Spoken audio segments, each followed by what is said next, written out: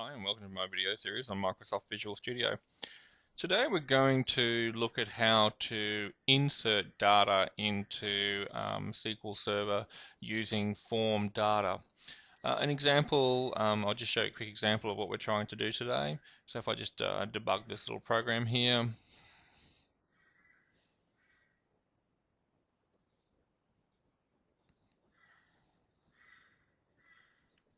What we can see is that when I type some information into these text boxes here, what I want to do is basically insert this particular data into my SQL Server and have it displayed into my grid view. So for example, let's say if, my STnum was 345, my name was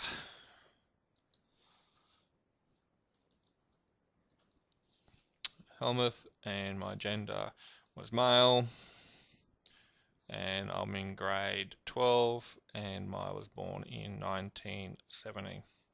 When I click button here, what we see is, okay, it's saying here there's a violation of my primary key.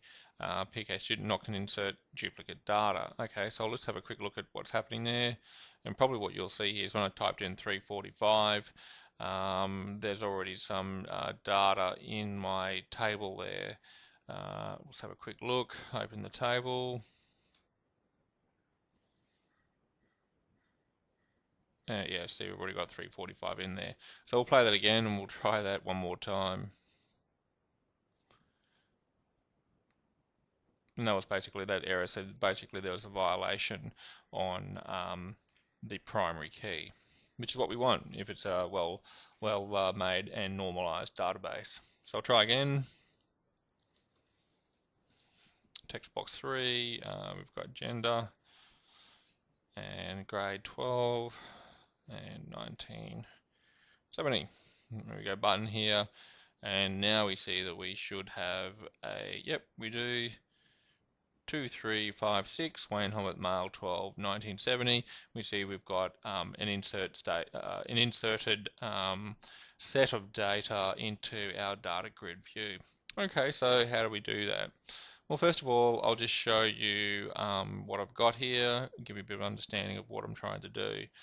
Over here I've got my database, and I've got just a simple table called a student table, which has STnum, name, gender, grade, and born. Okay, so I want to update this table using some form data, so I'll go to my default ASP page, and what you see here is I've got a grid view, a data source, and that data source is simply pulling this information from this table. So there's no problem there, and this grid view is sourcing this particular data source. I've put in 5 text boxes, and I've just put in 5 labels so you know which text box is which, and simply put in a button. So what I'm going to do is, if I double click on my button, I'm going to put some code in here in behind my button. Okay, so it looks pretty complicated, but let me talk you through it. And this code is available on SharePoint in this video library series.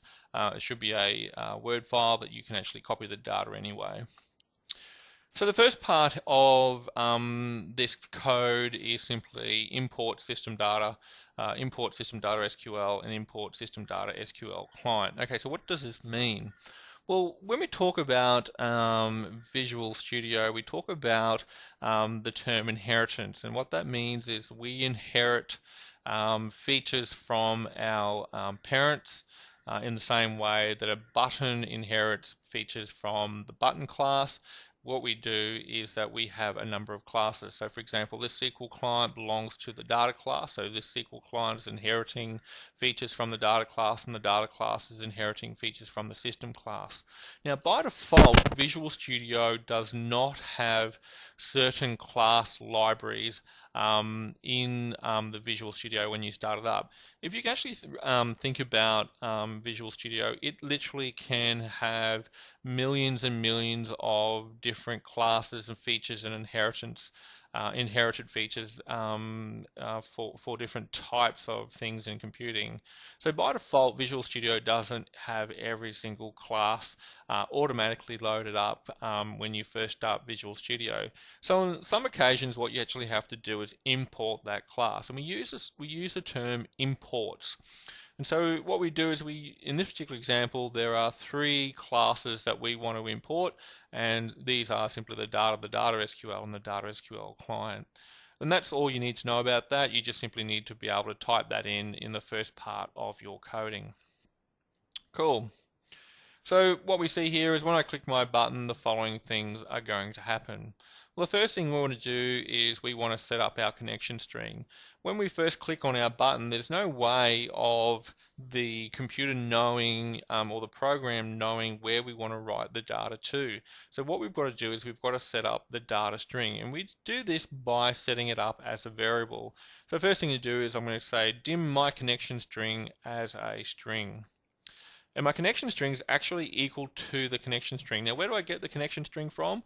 Well, if you put in a data grid view and you've got a SQL data source there, you would have already put in the connection string. And that connection string can be found in the web config file. So if I double click on my web config file, you'll see here that I've already highlighted it, but my connection string is equal to my data blah, blah, blah, blah. So what we need to do is highlight that, copy it, and then paste it back into our code.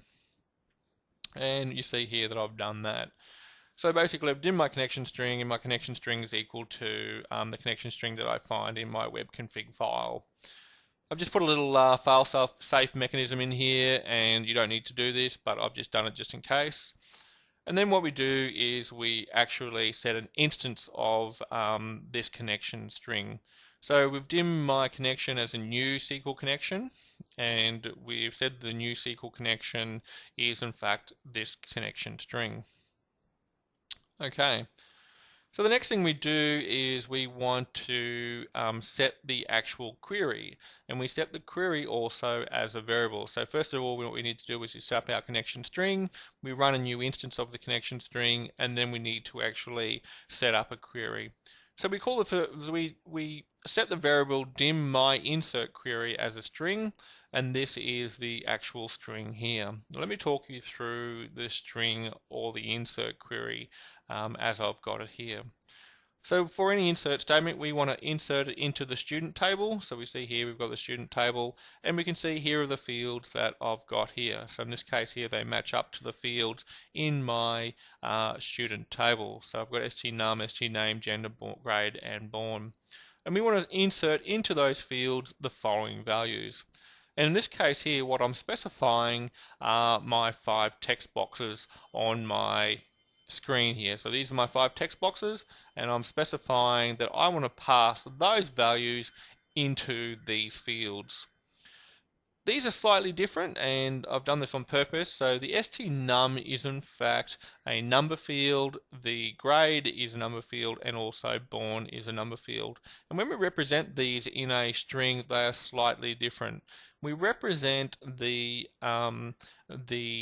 integer variable types simply in a double quotation mark with comma, and if it's a string, then what we need to do is put a single hash followed by a double quotation mark, and a hash. And that's the difference between using an integer and a text field or a string field. And basically that looks like there. So we want to create and run the new myInsert query. So we dim my command as a new SQL command. We insert the query. We open up the connection, and then we execute the query, and then we close the query and the connection. And finally, this last little bit here, once we do that on the button click, it also refreshes the grid view, and we do that by using the data bind method. Okay, so again, that's all we need to do the insert values, or to use an insert statement to pass in fields on our database or on our application back into our SQL database. So that concludes the this video on how to use an insert statement to insert information into your SQL database.